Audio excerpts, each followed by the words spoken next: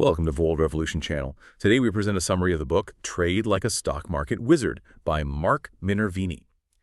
Have you ever dreamed of becoming a stock market wizard, making massive profits even in the most volatile markets? Trade Like a Stock Market Wizard by Mark Minervini, a U.S. investment champion. It reveals the specific entry point analysis, or SEPA strategy. This helps you find and buy super-performing stocks like an Apple or a Costco at the perfect time, reducing the problems of buying at the wrong time and, repeatedly losing money. So forget the mistakes of haphazard investing, because this book combines fundamental and technical analysis. It teaches you how to analyze earnings quality, industry sectors, and market trends to solve the problem of selecting unprofitable stocks and missing golden opportunities. And importantly, the book emphasizes risk management in two major sections, helping you control losses even with a 50% win rate while still generating massive returns without paying that expensive tuition for real-world market mistakes. Let's find out more. That's a great summary, and it really lays out the massive claim Minervini is making here, that repeatable super performance returns are actually achievable. But, and this is the big but, only if you fundamentally redefine what success even means in trading. So our mission today is to unpack that exact blueprint, right? Exactly. We're moving way beyond the simple concept of buy low, sell high. We are diving deep into his specific entry point analysis, or SEPA. And the core philosophy is fascinating because it's a hybrid approach. It's not just about let's say, the science of precise rules-based entry and exit points. It's also about the art of it. It is, the art of understanding market psychology and perception. Minervini isn't trying to predict the market. That's not the goal. He's trying to engineer a massive convergence of probabilities so that when he finally places a trade, the historical odds are just overwhelmingly stacked in his favor. Okay, let's unpack that word convergence.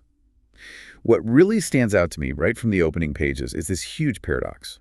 Minervini is this, titan of trading. He averaged 220% per year from 1994 to 2000. That resulted in a 33,500% compounded total return. It's a jaw-dropping number. It almost doesn't sound real. It doesn't. But the asterisk on that number is what changes everything. He achieved all of this incredible success, while only being right about 50% of the time. And that single figure is the absolute key to understanding the entire SEPA system. It's everything. If you can achieve those kinds of returns only being right half the time, it immediately tells you his success has nothing to do with a crystal ball. It has everything to do with risk management. It means the size of his wins was just monumentally larger than the size of his losses. This is the risk-first approach. So most people are chasing a high win rate. They want to be right 80 or 90% of the time. And he's saying that's the wrong goal. He prioritized capital preservation first. He made sure that when he was wrong, and he was wrong a lot, he was only minimally wrong. And his background, which you touched on, is so unconventional, isn't it? He didn't come out of some Ivy League finance program. Not at all. He was essentially self-taught. He dropped out of school in the 8th grade at age 15. Incredible. And that burning desire, that passion, drove him to build a personal library of over 1,000 investment books. That intensity is the engine of his whole methodology. It wasn't just about, passively reading. It was rigorous, self-driven study to master a craft. He wasn't initially motivated by the millions he would eventually make. He was motivated by freedom and the desire to be the absolute best trader possible. The money follows the passion, not the other way around. That's his fundamental belief. If you're only chasing quick profits, your discipline is going to fail the moment the market tests you. And it will test you. But if you're passionate about the process, you endure the tough times and you just keep improving the system. And that focus on preservation allowed him to do something maybe even more important than making money. Keeping it. Exactly, keeping it.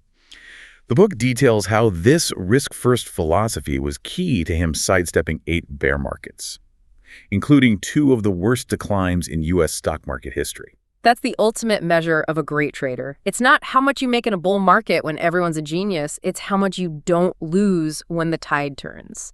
And this level of survival, it's not an accident. It's baked right into the SEPA system. But this disciplined approach wasn't his natural state. It came from some really painful lessons. Let's get into that. His origin story of loss, the one he calls the biotech fiasco. This is just such a powerful cautionary tale. It really is. So in the early 1980s, he was convinced by a full-service broker to buy a biotech stock. The story was perfect. There was hype about an AIDS cure, whispers of an imminent FDA approval, and, tips from industry pros. He bought in at $18 a share, completely surrendered his judgment to the broker. And then the stock dropped. It dropped to $12, and the broker gave him that classic terrible advice. Double down, it's a bargain now, and it'll lower your average cost. That anchoring bias is so hard to fight. You just want to justify your first decision. Exactly. The stock just kept sinking. It eventually fell below $1, and it wiped out his entire account. But the pivotal insight wasn't the loss of the money itself. It was the realization that he had outsourced the single most important part of his financial life. That was the moment he vowed never again. Never again to surrender his decisions to hype or someone else's opinion. That's it.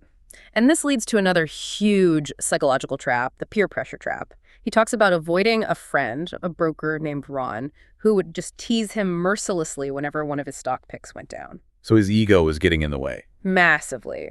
Most investors want to look smart. They absolutely hate, admitting they were wrong. So Minervini found himself holding stocks that had fallen 15 or 20% simply because he couldn't bear the ridicule of placing a sell order for a much smaller, say, 5 or 10% loss. He was prioritizing his ego over his account balance. He was prioritizing being right over the actual goal, which is making money. The market doesn't care about your feelings or Ron's opinion. The moment you let ego or fear of ridicule into your selling criteria, you guarantee that a small, manageable loss will become a catastrophic, account-killing loss. And this is where he brings in that quote. Practice does not make perfect. Practice only makes habitual. Such a powerful line. If your habit is holding on to losers because of peer pressure, you are just guaranteeing consistent long-term failure. The goal has to be to objectively analyze your results and refine your system, not reinforce bad habits that are just chasing the feeling of being right. Okay, this brings us to a really crucial point about the structure of the market itself. If Minervini is getting these 220% annualized returns, why aren't the big institutional funds doing the same thing? They have way more resources, more research, more talent. Right. And Minervini argues they are, and I quote, doomed to mediocrity by design. How does he break down those institutional handicaps? This is where the individual trader finds their real edge. Big funds operate under some severe structural restraints that just prevent them from achieving super performance. We can break them into 3 major handicaps. Let's start with the most obvious one, their size. Exactly. Size and liquidity constraints. A mutual fund managing billions of dollars, they just can't efficiently buy a small cap stock with a tight float. If a fund needs to put, say, $100 million into a stock, they have to choose names with massive daily trading volume. Otherwise, they'll drive the price up just by placing their own order. So that forces them into the large cap mature stocks, the exact opposite of where the super performance gains are. Right. They are effectively barred from the sandbox where the biggest gains are made. They're too big to hide. Okay, so that's handicap number 1. What's number 2? Mandates and diversification requirements. Most funds are required by their charters to stay invested and diversified. They're often benchmarked against indices like the S&P 500. So imagine a bear market is starting. Minervini can go 100% to cash instantly. A fund manager often can't do that. They're forced to ride the decline. They're forced to hold a certain percentage in equities, which means they have to ride down massive declines just to keep tracking their benchmark. It guarantees they will participate in the market carnage Minervini consistently avoided. It's an unbelievable disadvantage. They're basically penalized for being prudent. They're rewarded for conforming to their benchmark, not for preserving capital outside of it. And the third handicap is speed and bureaucracy. If Minervini sees the stock hit his mandatory stop-loss price, he executes the sell order instantly. A big fund, on the other hand, might need committee approval, a risk officer to sign off. Or just time to manage the huge block trade without crashing the stock even further. Right. Their reaction time is structurally slower. This guarantees bigger losses when they are wrong. So the individual investor's edge isn't better information. It's superior tactical flexibility. It's speed of execution. Precisely. The individual can be highly concentrated in a small list of well-vetted names. And crucially, they can use instant rules-based stop-loss protection. The big fund manager is impaired by their size and their mandates. The individual can leverage a purely tactical approach with far greater efficiency. So if you want mutual fund-like results, invest like a fund manager. If you want super performance, you have to invest differently. That's the core of it. And before we jump into the mechanics of SEPA, we have to touch on a big mental hurdle for people, the belief that you need a huge account to succeed. Right. Minervini addresses that head-on. He does. He counters it strongly, emphasizing that he started small. He parlayed a few $1,000s into millions. The starting capital is almost irrelevant. The real requirement is knowledge, work ethic, and just ironclad discipline. It's a psychological barrier. Like the 4-minute mile. Exactly like the 4-minute mile. Once Roger Bannister broke that physical barrier, the psychological constraint just vanished for other runners. Minervini's success proves that super performance isn't reserved for those with inherited wealth. It's attainable through a repeatable process. You just have to believe the process works, no matter your starting bankroll. That sets us up perfectly for the heart of the system, the specific entry point analysis, SEPA. We know it came out of his early failures, where he realized buying those beaten-up stocks near historical lows was just a recipe for disaster. His early instinct was classic value trap thinking. If it's cheap, it has to go up. But he realized the stocks that eventually skyrocketed were often the ones already hitting 52-week highs. So he flipped his entire approach from hunting weakness to targeting strength. And this realization, it spurred 5 years of obsessive research, from 1983 to 1988. That was the foundational period for SEPA. And when you say obsession, he was going to university libraries and literally photocopying entire books, page by page, to build his own curriculum. That dedication is just extraordinary. It wasn't about synthesizing just one theory. It was about creating a melting pot of market masters. SEPA is so successful because it's built on the timeless principles established by giants who came before him. Let's walk through that lineage. Who were the key intellectual contributors to SEPA? Well, the first critical validation came from the academic side. From Richard Love and Mark Minervini, their research on super-performance stocks, which they defined as stocks gaining 100% or more in a year, proved that these outliers were identifiable before their big moves. So that gave him objective proof that a systematic approach was even possible. It confirmed the possibility, yes. But the idea of buying strength, that came from Robert A. Levy's work on relative strength.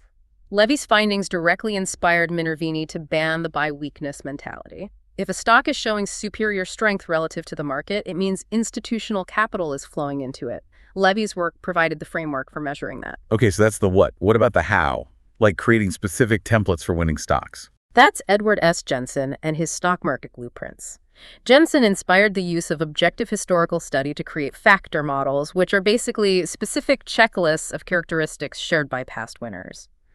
This directly led to Minervini's leadership profile, which is essentially a detailed DNA map of what a super performer looks like right before it takes off. And for the critical element of timing, when to actually jump in, who influenced that? That would be Richard Dongian, the father of managed futures. His whole philosophy centered on trend following. This influenced Minervini's rigorous use of moving averages and stage analysis, ensuring that entry timing aligns perfectly with the established institutional trend. And then, for understanding chart patterns like the cup and handle, that was William L. Giller. And finally, the ghost of trading past, Jesse Livermore. Right. Livermore's classic book confirmed that the psychological dynamics of the market, hope, greed, panic, they just don't change. They were the same in the 1900s as they are today. His work gave Minervini the confidence that these basic, repeatable principles of volume and price action would always hold true. So SEPA isn't some new theory. It's a rigorous synthesis, demanding that a stock satisfy criteria proven by generations of successful traders. It's a ranking process. A 4-stage funnel. Exactly. A funnel designed to maximize that convergence of probabilities we talked about. You're stacking the odds so heavily in your favor that your success rate becomes secondary to your risk management. The SEPA objective is to find that precise moment where fundamental acceleration, technical strength, sector dynamics, and favorable market conditions all align. So let's detail that funnel, starting with the broadest net. Stage 1, the initial filter. This is a basic, non-negotiable screen. You're just making sure you're only looking at stocks in a long-term uptrend.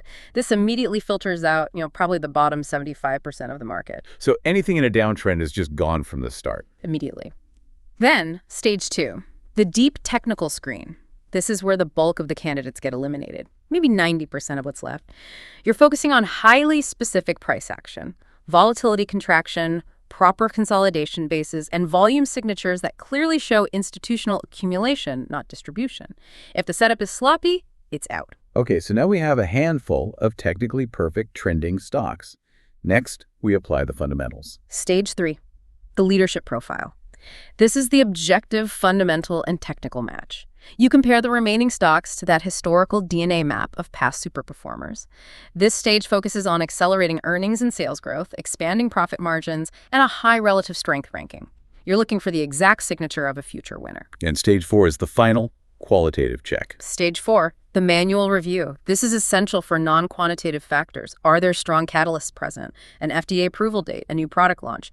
Is the liquidity good? How is the stock reacting to recent news? The entire process is designed to create that moment of probability convergence. I love his analogy for that. 4 cars arriving at the same time at a 4-way intersection. You're demanding that every single supporting factor aligns simultaneously. That's it. Most retail traders, they jump the gun when one factor looks good, maybe a low PE or a positive news headline. Minervini only acts when the fundamental case, the technical setup, the sector environment, and the overall market tone are all screaming, go! By increasing the hurdles, you dramatically increase the probability of finding a super performer. Speaking of low PE ratios, let's tackle that. It's maybe the biggest psychological hurdle for most investors, and it's covered in Chapter 4, Why Value Comes at a Price. Why is buying low so often the most dangerous thing a trader can do? It all stems from the cheap trap. When your reason for buying a stock is because it's cheap, what happens when it falls? It gets even cheaper. Exactly. Your initial flawed logic is reinforced. You anchor to your original purchase price and you refuse to sell, hoping it'll come back, rather than acknowledging the market is telling you the stock might be fundamentally broken. And the math of recovery is just brutal. It's something investors consistently fail to really grasp. It's the unforgiving nature of compounding loss. A 10% loss on a trade, you need an 11.1% gain just to get back to even. That's manageable. But if you lose 25%, you need a 33% gain to break even. Now, consider a 50% loss. Your capital's cut in half. You need a 100% gain. You have to double your money just to get back to where you started. The required gain for recovery just accelerates dramatically faster than the percentage lost. Absolutely. And if a stock falls 75%, say, from $100 down to $25, you might think, well, it can't go much lower. But here's the critical warning. That $25 stock can still lose another 99% of its value. It can drop to 25 cents. Proximity to zero offers no protection. But cheap stock is usually cheap for a very good reason. A very good and often very painful reason. This means the classic value metric, the low PE ratio, which is supposed to be a bargain signal, is often a trapdoor. The ultimate deception, as he calls it. It is. Low PE ratios are often a reflection of investor fear and skepticism, not value. They signal that the market anticipates severe problems ahead, even if those problems haven't hit the earnings reports yet. We saw this in 2008. Oh, with the financial stocks right before the crash. Precisely. Financial giants like Bank of America, Citigroup, AIG, they all hit PE lows. They looked historically cheap right before they plunged more than 90%. The market had already factored in the catastrophic future losses. If a PE ratio seems too good to be true, it probably means the earnings is about to disappear entirely. So if low PE stocks are often value traps, Minervini argues that true superperformance requires the exact opposite. You have to be willing to pay up for growth. That's the pivot. He asserts that the best growth stocks, the ones that go up 500% or 1,000%, they seldom trade at a low PE. Why would they? They're in massive demand.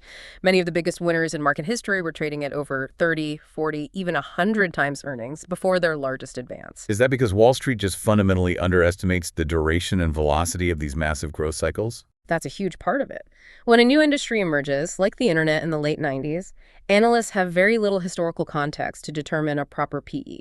If a company is doubling its sales every year, a PE of 50 might actually be cheap. Let's talk about that famous Yahoo example from the book. Yahoo was the definition of an absurd valuation at the time. Yet, Minervini points out, it advanced a staggering 7,800% in just 29 months. And during that parabolic run, the PE ratio wasn't getting cheaper. It expanded from 938 times earnings to over 1,700 times earnings. So if you had a rigid rule that any stock over 30x PE is too expensive, you just missed one of the greatest bull runs in history. Completely. All because you were focused on historical valuation, not future acceleration. He also brings up the Taser trade in 2004. He bought Taser, which was trading at a massive PE of 230x. That stock then rose 121% in just 6 weeks. Wow. So the lesson is that how high or low a price is relative to its past is totally irrelevant. The focus has to be on profitability, overwhelming institutional demand, and strong, accelerating earnings. The goal is to make money, not to accumulate cheap pieces of paper that were made for trade. Which brings us directly to the first non-negotiable filter in the SEPA strategy, trading with the trend. This is the bedrock of the entire system. Minervini's rule is absolute. Regardless of how amazing a stock's fundamentals might look on paper, if it's in a long-term downtrend, he will not buy it, period. He has to have market confirmation, which means institutional capital is already flowing into the name. And he didn't invent this trend system. He refined it based on the work of Stan Weinstein and his concept of stage analysis. Weinstein's work provided a clear, objective framework for placing a stock in its life cycle. It helps you avoid that classic frustration of buying a stock that just sits there, dead money, for years.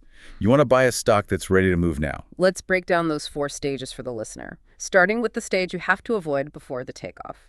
Stage 1 is the basing or neglect stage. The stock is consolidating, trading sideways after a deep decline. Volume is usually low because institutions have lost interest. Minervini avoids this completely. Because you could be waiting for months or even years for it to move. Exactly. Wasted time, wasted capital. Then comes the stage we are aiming for. Stage 2, the advancing or uptrend stage. This is the target environment for SEPA. It's characterized by that clear stair-step pattern of higher highs and higher lows, and crucially, the volume action confirms institutional accumulation. So you see volume spike on the rallies and then contract on the pullbacks. That's the signature. This is the period of maximum capital compounding where the greatest gains are made. Then you have the warning signs that momentum is stalling. Stage 3, topping or distribution. The stock gets erratic, volatile, choppy. This is the exit stage. Large institutions are quietly unwinding their positions. And finally, stage 4, declining or downtrend. Lower lows, lower highs. This is an absolute avoidance zone. If you buy in stage 4, you're just guessing a bottom. And to make sure we're only entering in stage 2, Minervini applies a rigorous mechanical checklist, the trend template. We really need to detail these 8 non-negotiable rules. This template is his objective definition of strength. If a stock fails even one of these criteria, it is immediately disqualified. This forces the discipline of buying strength only. Okay, let's start with the moving averages, which define the uptrend structure. Rule 1. The current stock price must be above both the 150-day and the 200-day simple moving averages. This ensures the medium and long-term price action is positive. Rule 2. The 150-day moving average must be above the 200-day moving average. Right. This confirms that the more recent price action is structurally stronger than the longer-term action. It signals acceleration. Rule 3. The 200-day moving average itself must be trending upward for at least 1 month, and preferably 4 to 5 months. This one is critical. A stock can trade above a flat 200-day MA. Minervini demands that the trend itself, the slope of that line, must be clearly advancing. It's confirmation of long-term accumulation. And the shorter-term indicator, the 50-day MA, has to align. Rule 4. The 50-day moving average must be above both the 150-day and the 200-day moving averages. This creates a clear hierarchy. 50 is above 150, which is above 200. Momentum is accelerating across all time frames. Rule 5. The current stock price must also be trading above the 50-day moving average. Yes. This ensures the stock hasn't corrected too deeply into its short-term trend. You're buying strength, not a deep dip that might signal the start of a stage 3 topping process. So those 5 rules establish the perfect stage 2 environment with moving averages. Now what about the price levels relative to highs and lows? Rule 6. The stock price must be at least 30% above its 52-week low. And he notes the best performers are often 100% or more above their lows. This is the ultimate filter against cheap stocks. It confirms the stock has already broken free of all that overhead supply from people who bought higher and are just waiting to sell at break even. So you're deliberately giving up the first small move out of the low. In exchange for catching the much larger, explosive, lower risk move that follows the consolidation. Then we have Rule 7. The stock must be within at least 25% of its 52-week high. The closer, the better. This signals powerful forward momentum. And the final rule brings us back to relative strength. Rule 8. The relative strength, or RS, ranking must be no less than 70, and preferably in the 80s or 90s. An RS of 90 means the stock has outperformed 90% of all other stocks. This guarantees you are focusing on true market leadership. That 8-point checklist is the definition of ruthless discipline. If a stock meets all 8, it's almost mathematically guaranteed to have institutional support and powerful momentum. And it connects back to his guiding principle. Trust your eyes, not your ears. The chart, having satisfied those 8 rules, is the final verdict. He shows so many examples where institutions, anticipating a loss of earnings momentum, start exiting before the bad news is official. The price action signals the change long before the quarterly report confirms it. Like those examples he cites, Vicker, Crocs, Green Mountain Coffee Roasters. Take Vicker. By the time they reported flat earnings, a huge deceleration from their previous triple-digit growth, the stock had already plunged almost 70%. The institutions didn't wait. They saw the trend weaken and they got out months in advance. And the Crocs example is maybe the most dramatic. They recorded a staggering 144% earnings beat, but the stock fell 36% in one day on overwhelming volume. That volume was institutions getting out. Why? Because the market consensus, the collective wisdom of the big players, was anticipating a severe earnings deceleration beyond that current report. If a stock refuses to react positively to good news, that is a huge bearish indicator. The buying power vanished. Which confirmed that if a stock fails the trend template, it doesn't matter what your research says. The market has already moved on. You have to trust the tape. Exactly. The market is forward-looking. Fundamental reports are lagging. SEPA forces you to listen to the market consensus. Okay, so once we've established the trend and confirmed we're in stage 2, the next deep dive in SEPA is into the business model and the external environment. This is Chapter 6. Categories, industry groups, and catalysts. Right. We need to make sure the company itself has the DNA for explosive growth. He starts with company size. Minervini focuses heavily on small to medium-sized companies. This goes back to the institutional handicaps. Smaller companies with smaller floats require way less institutional demand to move the price rapidly. And it's about managing your expectations. You can't expect a mature giant like Coca-Cola, even with great products, to deliver a 500% gain like a younger company can. Their size is a drag on percentage growth. Then he analyzes the business model. He categorizes super performance candidates into 2 main repeatable models. The first is the category killer. So what's a category killer? These are companies that redefine or just utterly dominate their space with innovative or unique products. Think of early Disney with animation, early Walmart with deep discount logistics, or Apple with the iPhone. They have a unique moat that allows for massive pricing power. The second model is more about execution and scalability, the cookie-cutter concept. This model is about successfully replicating a retail or service model over and over. McDonald's, Home Depot, Costco. The key is predictability and scalability. And for these cookie-cutter models, one metric becomes absolutely vital. Same-store sales or comps. Comps are critical because they differentiate true organic growth from just opening new locations. You need robust organic growth, typically high single-digit to moderate double-digit comps. Minervini warns that excessive comps, like 25% or more, can be a major red flag. It can indicate growth is unsustainable. He uses Starbucks to illustrate that danger. Right. Starbucks was a cookie-cutter model par excellence, but their rapid expansion opening over 1,000 stores in 1 year, it marked their peak. The stock then crashed 82% over the next 2 years. They accelerated growth beyond their capacity. SEPA also demands that we look beyond the leader and observe the top competitor dynamics. You have to track the top 2 or 3 stocks in an industry group.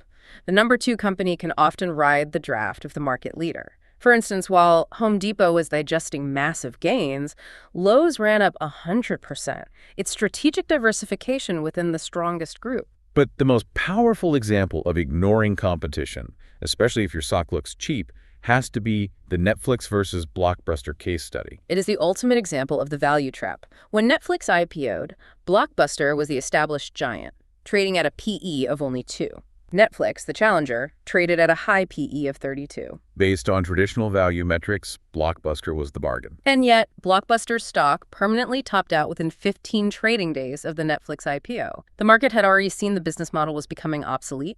Blockbuster eventually lost 99% of its value, while the expensive growth leader, Netflix, advanced thousands of percent. The low PE signaled decay, not value. Precisely. The truly cheap stock is the one with tremendous fundamental momentum and strong institutional demand, regardless of its sticker price. Finally, within SEPA, we have to look for the engine that ignites that stage 2 move, the catalysts. What spurs that explosive action? Super performance is driven by unique products and innovative tech, combined with an immediate high-impact event. These catalysts give institutions the reason to start buying massive blocks of shares. The most powerful ones include FDA approvals for new drugs, major new product launches with immediate market penetration, or huge contract awards. These events bridge the gap between strong fundamentals and rapid price appreciation. And we also have to be aware of the broader context, the industry group dynamics and cycles. A single stock rarely moves in a vacuum. Exactly. Group leaders are key indicators. You have to track whether the sector is hot or cold, and you need to recognize the inevitable process of saturation. Every innovation eventually matures. So when saturation hits, competition intensifies, margins decline, and the number of players shrinks. That's the cycle. Think about the auto industry in the 1920s or PC manufacturers in the 90s. Innovation drives explosive growth, but as market penetration hits a wall, competition gets fierce. SEPA helps you enter near the beginning of that growth curve and, just as importantly, exit before the saturation phase begins. This has been an incredibly detailed deep dive into Minervini's methodology. We've covered his unconventional path, his dedication to the risk-first approach, and the necessity of rejecting conventional wisdom like buying low, which so often leads to ruin. We established that the true recipe for super performance lies in the specific entry point analysis. It's a synthesized process that combines fundamental strength like accelerating earnings and unique catalysts with non-negotiable technical timing, adhering strictly to that 8-point stage 2 trend template.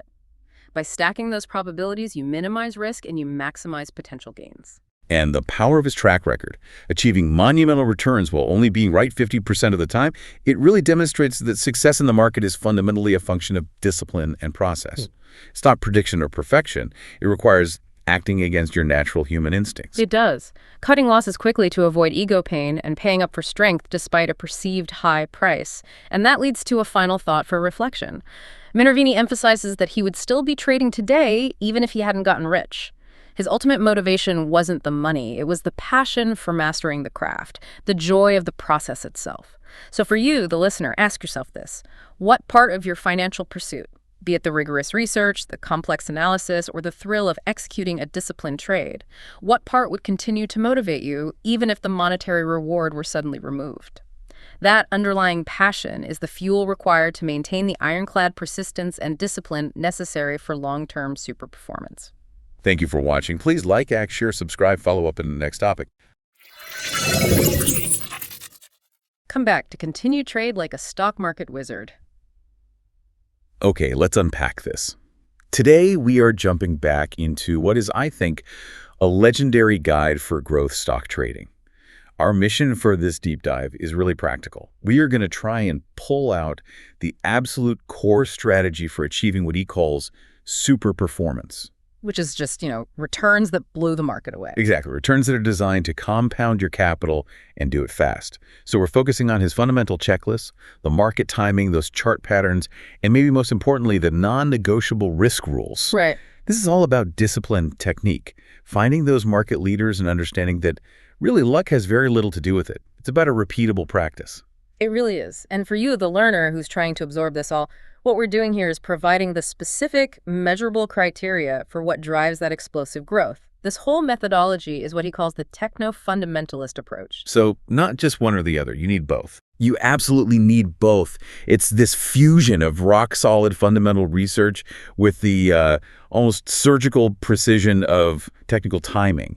You need the right stock, but you also have to have the right time to buy it. And the end goal is that success in this kind of environment isn't random. It's the logical outcome of a proven system, a system designed to, maximize your returns while being incredibly aggressive about cutting your losses. That's the whole game. Perfect practice. So let's start there. If we're looking for these stocks, the ones that can deliver those huge returns, the real super performers, we have to throw out a lot of the old rules, right? Things like value or a company's long history. Completely. The market, according to this system, could not care less about past glories. It doesn't matter if a company was a Dow component for 50 years. It's all about what's happening right now and what's expected to happen tomorrow. It's entirely forward-looking. So the question becomes, what are the measurable quantitative fundamentals that actually drive these explosive stock moves? Okay, so what's driver number one? The absolute primary engine, the core requirement to get that big institutional money interested, is acceleration. We're looking for a trajectory that is getting steeper faster. Institutions need to see exceptional growth, and they're looking at three main things. The first and the most important is earnings and revenue acceleration. And right there is where the professional approach really splits from the amateur one, isn't it? It's a huge distinction. It's this focus on quarterly growth, not annual. Precisely. Annual numbers can hide a slowdown that's been building for, 6 or 9 months. If you want a potential super performer, you have to demand that the most recent quarter shows a big gain over the same quarter from last year. And ideally, it's not just one quarter. No. The best of the best will show this for the past 2 or even 3 quarters in a row. It shows this sustained, intensifying trend. You're looking for a company that isn't just growing, but is growing at an increasing rate. That's a huge filter. I mean, that eliminates most of the market right there. Most companies, even good ones, are just mature. They're not accelerating. Can we see this in some of the big historical winners? How powerful is this? Oh, the numbers are they're breathtaking. They show you what the reward is for finding this. Take Cisco Systems back in its explosive growth phase, say from March 1989 to May 1993. Okay. Over that 4-year run, Cisco reported 15 out of 17 quarters where earnings were up 100% or more year over year. Wow, 100%. And the 2 quarters that didn't hit triple digits, they were still up 92% and 71%. I mean, it was just this relentless high-octane growth. And that translated directly into the stock price going up more than 13-fold. And that wasn't a one-off. We see this pattern again and again with the market giants. Absolutely. Think about Home Depot during its big expansion starting in late '89. They delivered 14 straight quarters where earnings were up more than 29%. That sustained performance fueled a stock price rise of over 500%. And Microsoft. Microsoft is another perfect example. Between '87 and '91, they had 16 quarters in a row, and only one of them had earnings growth below 36%. The result, a 1,200% stock advance. These examples just hammer home the point. You need consistent, powerful growth to get the institutions on board and keep them there. So it's not just the growth itself. It's about creating this pattern of beating expectations, which brings us right to the second driver, the power of surprises. Yes. Super performance stocks are constantly fueled by positive earnings surprises and the analyst revisions that follow. And let's be really clear here. Beating Wall Street by 3 cents one time doesn't make a super performer. It's the pattern. It's the pattern. What the source material calls a positive surprise model, this is a pattern so reliable that the analysts are forced to keep revising their earnings estimates upward just to catch up with what the company's actually doing. And that upward revision cycle, that's the real momentum driver, isn't it? Because every institutional model out there is constantly being updated to justify a higher and higher price target. Precisely.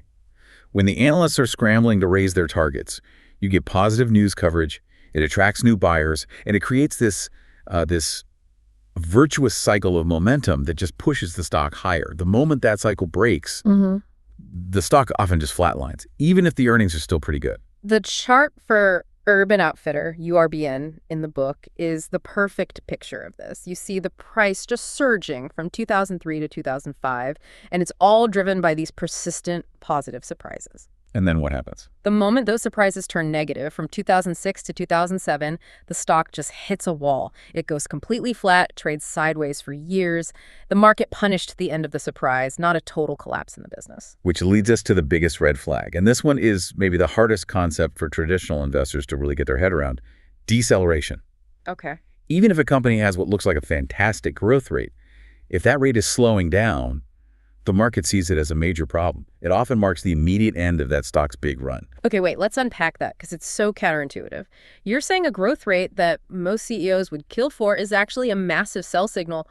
Why is 28% annual EPS growth a red flag? Because it's all about the expectation game and how institutions manage their money. Their models are built on this high-velocity acceleration.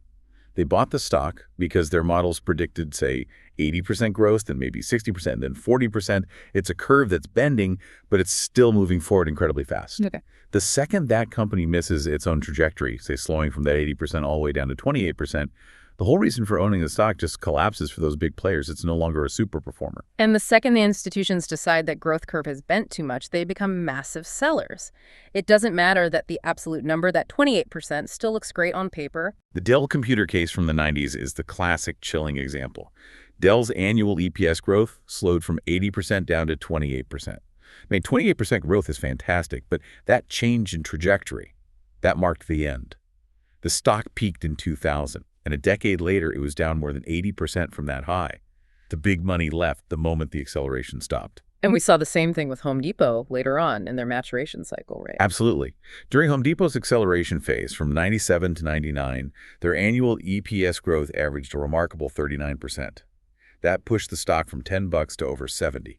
But right after that peak, the growth rate just stalled. It fell to 11% in 2000. And that deceleration triggered the decline. It triggered a long, painful decline in the stock that lasted for years. So the big takeaway here is when you're in these high-growth stocks, 50% growth slowing to 20% is a much, much bigger red flag than some slow-growth company picking up a little speed. The market discounts that change in momentum instantly. Okay, so we've got the first rule. The market demands acceleration. It will punish any slowdown. But the next step is just as critical. We have to shift from how much a company earns to how it earns it. We need to look under the hood at the quality of those numbers. Right, and that's where we get really focused on two things: margin expansion and the health of the balance sheet. First, let's talk about margins. The absolute ideal situation, the thing you're hunting for, is a kind of triple threat. Okay. You want revenue acceleration, earnings acceleration, and margin expansion all happening at the same time.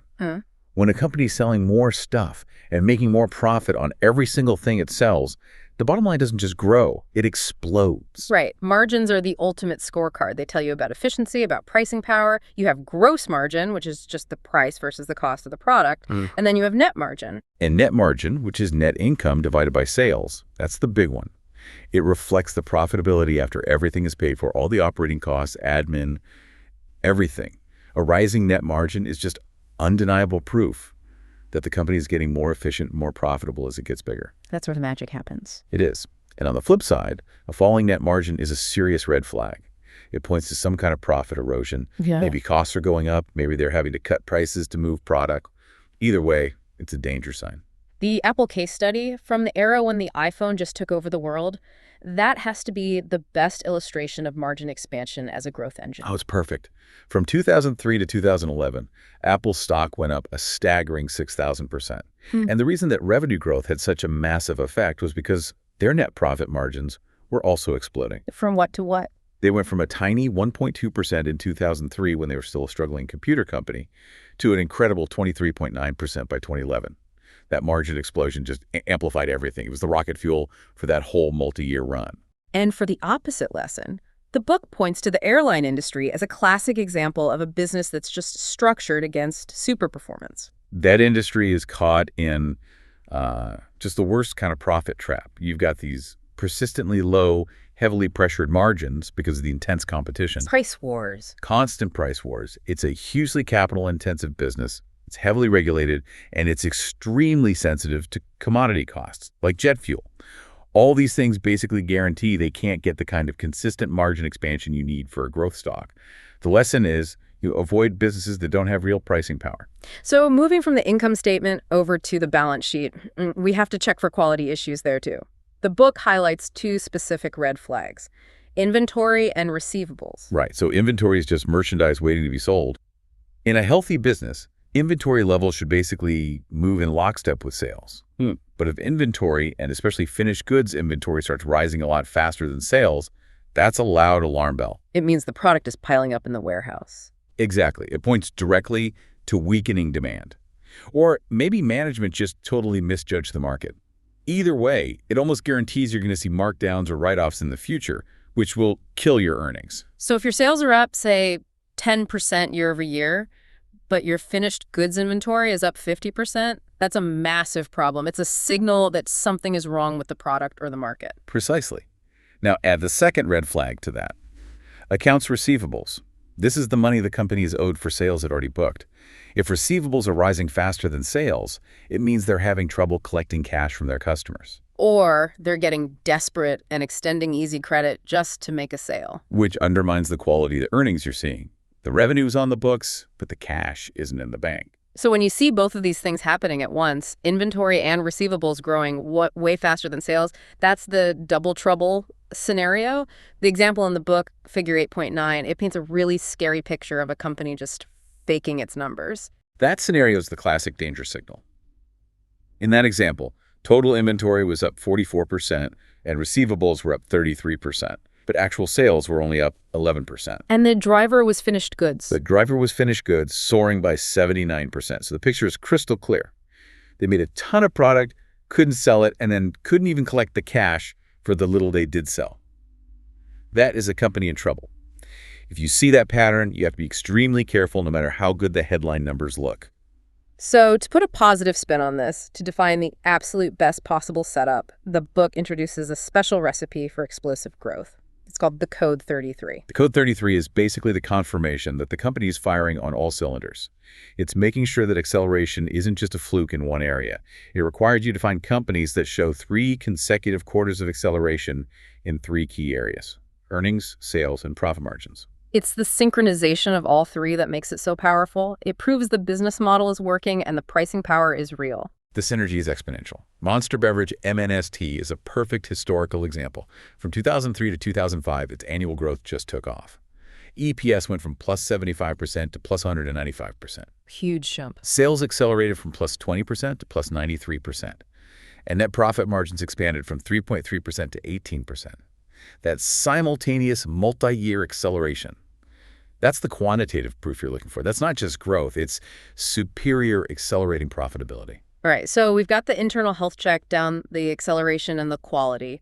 But a great stock in a terrible market is still fighting a huge headwind. So how do we make sure the overall market is on our side? This next part is about market context, right? How to spot the true leaders. This is where the technical side and the fundamental side just perfectly merge. It's through this concept of leadership divergence.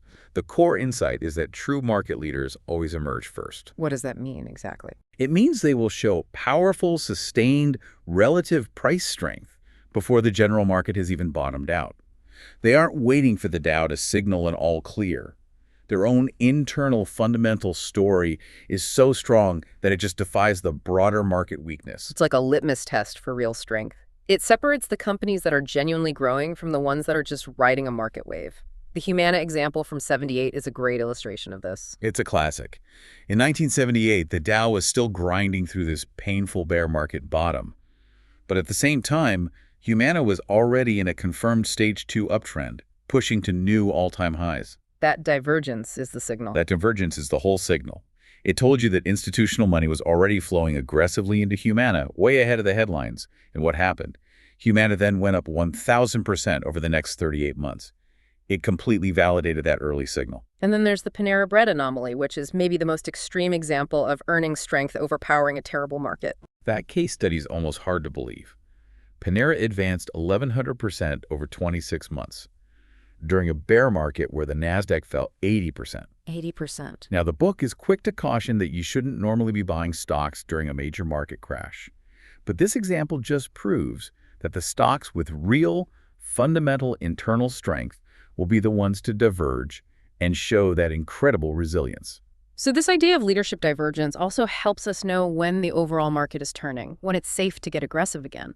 What are those signals we should be looking for? You look for 2 key things among these emerging leaders. First, you see them pop up and start building bases, sort of in a stair-step fashion like Humana did. Second, and this is crucial, you look for a proliferation of stock setups. Meaning more and more stocks are starting to look good. Right. And it means the original leaders rebound really quickly and strongly from any little market sell-off. They don't give up much ground. A leading stock might run up 15 or 20%, pull back maybe 5 or 10, and then continue its advance. That resilience, that ability to shake off selling, confirms the institutional support is there. And this all ties into the idea of a technical theme. It's not just one stock breaking out. You need to see a whole cluster of stocks in the same industry doing the same thing. Exactly. Every market cycle has its own signature. You're looking for these technical patterns, the price and volume action, to start showing up simultaneously across a specific industry group. After the 1990 bear market, for instance, it was the medical-related stocks. U.S. Surgical, Amgen. U.S. Surgical, Amgen, Stryker. Yeah. They all emerged together as the leaders in the next bull run. The strength was undeniable. In fact, Amgen and another company, American Power Conversion, they both broke out to new highs on the exact same day, just 22 days after the market bottomed. That simultaneous strength tells you the trend is real. So, okay, the market gives the green light. A new bull cycle is starting. You've identified the leading group. How do you pick which one to buy first? The rule is actually very simple. Buy the strongest first, in the order of their breakout. Focus your capital on just the top 2 or 3 names in that leading group. the ones with the best relative strength and the best Code 33 fundamentals. You have to be ready to pivot to an aggressive long bias as soon as the market confirms the turn. Which brings us to the critical transition. We've figured out what to buy. Now we need to know when to buy. And this is all about technical analysis, about charts, and the idea that a picture is worth $1 million. That's absolutely correct. The chart is showing you the effect, not the cause. The Code 33 fundamentals, that's the rocket fuel that tells you which stock to pick. But the charts give you the timing, the precision you need to cut your risk and maximize your immediate return. This is the techno-fundamentalist approach in action. It's the essence of it. We're using charts not to predict the future, but as an objective guide to see when the institutional buying is done and the stock is ready for its next big move. And the main timing tool for finding that precise point of least resistance is the volatility contraction pattern, or VCP. Can you break down what the VCP is actually showing us? The VCP is the ultimate signal that a stock's consolidation phase is complete. You identify it by seeing this predictable, systematic tightening of price volatility. So you'll have a wide price swing, let's call it T1, then a tighter one, T2, then tighter still, T3. And this is happening on lower volume. Combined with volume contraction, exactly. And this tells you a couple of really critical things. First, the selling is dried up. Second, all the weak hands, the nervous sellers, have been shaken out by those wider swings at the beginning of the base. So if the first pullback T1 is maybe 35% from the high, and the second T2 is only 15%, and the final one T3 is just 7%, what's happening to the psychology of that stock? It means the only people left holding the shares are strong institutions who aren't going to sell on a small dip. The tightening volatility and the shrinking volume tell you that supply is exhausted. The stock is in equilibrium. It's like coiling a spring. The tighter you coil it, the more powerful the release. The W.R. Grace example from 2004 is a textbook case of this. It's a perfect illustration. GRA contracted 3 times 3 Ts during its base. And after that VCP setup was complete, the stock just took off. It rose 147% in only 55 days. That kind of low resistance move is only possible when all the selling is finished before the breakout starts. And the volume clues are essential here. They confirm the story the price is telling. Volume confirms the whole narrative. During that tight consolidation, you have to see volume contract significantly. It should dry up. That confirms supply is gone. Then, on the breakout, you must see a huge increase in volume. A massive volume surge near the pivot point shows the big institutions are stepping in and aggressively buying. Like with Dick's Sporting Goods. Dick's Sporting Goods had a huge volume spike right after a VCP-style shakeout. That was the signal of institutional support right before a 525% rise. And all of this leads to the pivot point. This isn't a suggestion, it's a specific predetermined price to enter the trade. The pivot point is the exact price that marks the completion of the consolidation. It's the line of least resistance to the upside. And the discipline here has to be absolute. You wait for the stock to move through that pivot point on volume. If you jump in too early, you're taking on unnecessary risk. If you wait too long, you miss the initial blast off. Now, this whole approach relies on something that feels really counterintuitive. The book argues that the real safety, the real excitement, begins when a stock is hitting an all-time price high. That just goes against everything people are taught about buy low, sell high. If a stock is already up 500%, isn't the risk massive? That's a great question and is what separates the pros from the amateurs. Conventional wisdom tells you to look for bargains, but those bargains are usually cheap for a good reason. Super performance traders want confirmed momentum. When a stock hits an all-time high, and it's supported by a VCP pattern and big volume, it's a confirmation that institutions are pouring money into it. And crucially, a stock at an all-time high has no overhead supply. There are no old buyers who are underwater waiting to sell the second they get back to even. The path of least resistance is up. The taser example from the book just perfectly shows that the big money is made after the stock already looks expensive. It's incredible. Taser went up 540% just to reach its first all-time high. A conventional investor would have sold, thinking it was too high. But from that point, it went up an additional 1,800%. The real money is made in the territory that feels the most uncomfortable to the average person. Which brings us to the next section about the character of the companies themselves. The book warns us against that comfort trap of just buying familiar names, the Circuit Cities of the world that eventually just go to zero. The focus is on youth and character. Right. The most explosive growth for a stock typically happens in the first 5 to 10 years after it goes public. That's when the business is expanding, it's got new cash from the offering, it has the most room to run. But youth isn't enough. You need youth with character, and that character is revealed by what he calls the primary base. Okay, so define the primary base. Why is it so important for new issues? The primary base is the first real consolidation, the first successful chart pattern that a stock forms after its IPO. It's essential because it's the first time the market digests all that initial hype and volatility and creates a stable floor of support. It's the market's first real verdict on the company's long-term prospects. And all the big names went through this? Think about it. Yahoo, eBay, Google, Starbucks, Microsoft, Amazon. Every single one of them began their phenomenal, life-changing advances from a properly formed primary base. But the period right after an IPO can be incredibly volatile. I mean, we saw what happened with Facebook back in 2012. It dropped 43% right after it debuted. So you have to be patient, even if you love the product. Patience is absolutely non-negotiable. Before you even think about buying a new issue, you have to let it trade for a while. You need time for that primary base to form, and that can easily take 9 months, a year, sometimes longer. You have to wait for the setup. Which means that your personal excitement about a product doesn't matter as much as the price action itself. You need that confirmation from the market. Absolutely. Your opinion, no matter how revolutionary you think the product is completely worthless unless the stock's price action verifies it. Jesse Livermore said it best. Markets are never wrong. Opinions often are. And that verification comes when the stock breaks out to a new high from that primary base. The Yahoo example from 1997 is maybe the most powerful case for just following the objective signal and ignoring your own fear or opinion. It really is. In July 1997, Yahoo broke out of a classic primary base. At the time, everyone was terrified about the Asian financial crisis. Yeah. And nobody wanted to buy Yahoo because it looked too high and the internet was still this new, scary thing. But the chart gave the signal. The chart gave the signal. And the people who ignored the noise and trusted the pattern saw the stock rocket up 7,800% in just 29 months.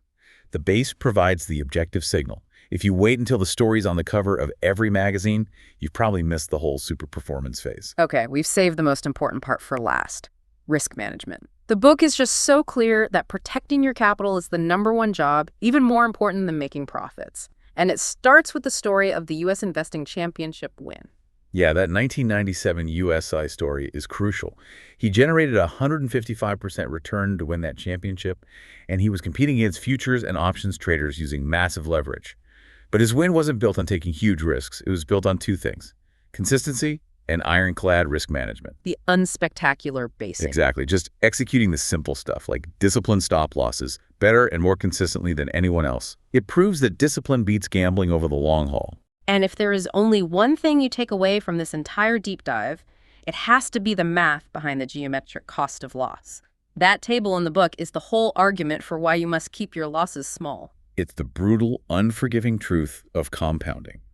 When you lose money, the percentage gain you need just to get back to even gets bigger and bigger. A small 10% loss, you need an 11% gain to recover. That's manageable. But it gets dangerous fast. It gets very dangerous. A 50% loss requires a 100% gain just to get back to zero. A catastrophic 90% loss requires a 900% gain to recover. And the implication is just staggering. If you let one stock fall 50%, you now need to find another stock that doubles just to get your starting capital back. It becomes exponentially harder. Which leads directly to the single most important rule in the entire system, the maximum loss rule. You have to draw an absolute unbendable line in the sand. You can never permit a loss that puts your whole account in jeopardy. That hard stop loss should be no more than 10% from where you bought the stock, and your average loss should be even tighter, maybe around 6 or 7%. It's a mechanical necessity. It is. If you can't time your purchases well enough to keep losses under 10%, it's a signal that something is wrong with your timing, your selection, or the market itself. The rule is there to protect you from yourself. This idea of cutting losses quickly is perfectly captured in the poker analogy. The analogy is perfect. Successful trading is all about protecting your chips for the few truly great hands. You have to immediately fold the mediocre hands, throw away that 50-cent ante to save your capital for the hand that can win you the $50 pot. Being wrong is unavoidable. Being wrong is part of the game. We're dealing with probabilities. But staying wrong, holding a loser because you're hoping it comes back, that is a choice. And it's a financially deadly choice. The best traders just cut their mistakes immediately with no ego and move on. We also need to talk about the difference in how amateurs and professionals manage a position that's moving. Amateurs average down, professionals scale in. They sound similar, but they're polar opposites in terms of risk. It's the difference between adding risk to a failed idea versus a successful one. Amateurs double up on their losers, trying to lower their average cost. They turn a small mistake into a huge one. Professionals, on the other hand, will only scale and add more money in the direction of the trade, and ideally only after the stock has already proven them right by showing a profit. You need that confirmation before you commit more capital. You never fully trust that first price. You need confirmation. Beyond just the rules for buying and selling, there's this huge emphasis on preparation, on anticipating trouble before it happens. This is contingency planning, and it's all about removing emotion from your execution. Trading should have no surprises. You need to have pre-planned automatic responses for every scenario, just like a pilot who has memorized the procedure for an engine failure. So there's no debate when the alarm goes off. There's no debate. If you find yourself arguing with yourself about whether to sell when a stock hits your stop loss, you've already failed. The decision to sell has to be automatic, instantaneous. And finally, we have to talk about diversification, which is like the sacred cow of investing. This system argues that over-diversification basically guarantees you won't achieve super performance. That's right. Conventional investors use diversification as a crutch, really, a shield against bad stock picking. But if you hold 20 or 30 stocks, you're just going to get the market average. If your goal is super performance, you have to concentrate your bets. Holding maybe 4 to 6 elite stocks. Exactly. And the risk that comes with concentration is managed not by owning more stocks, but by using a sound methodology, precise timing, and most importantly, that strict stop-loss discipline. If you rely on diversification for safety, you're accepting average results from the start. The last piece of this risk puzzle is the re-entry. Getting stopped out of a trade doesn't mean the stock is bad forever, or that you should be afraid of it. A stop-out is just a market event. It's a statistic. It's not a personal failure. A really strong stock can get stopped out, maybe because the whole market is weak, and then immediately reset and form a new, stronger setup. Professionals look at that reentry as a brand new opportunity. Amateurs get scared. Amateurs get scared. They let ego and fear control them. Professionals are objective. If the stock sets up correctly again, they take the trade. So this entire system, this whole methodology, really comes down to mechanically following signals, developing that feel for price and volume, and above all else, just having the discipline to protect your capital. It's really a philosophy of execution more than a search for some secret formula. That sums it up perfectly. We've gone through the principles, the specifics for finding Code 33 fundamentals, how to find leaders, the precision of the VCP for timing, and the absolute discipline you need to manage risk. It's the complete blueprint. The source material leaves us with this powerful final thought, one that goes way beyond just the market. It says, the stock market provides the greatest opportunity on earth for financial reward. It also teaches great lessons to those who win and those who lose, an education that goes well beyond trading and investing. We've laid out all the tools and techniques. We've shown that success isn't an accident, it's engineered. So the critical question now isn't about the market or the stocks, it's about you.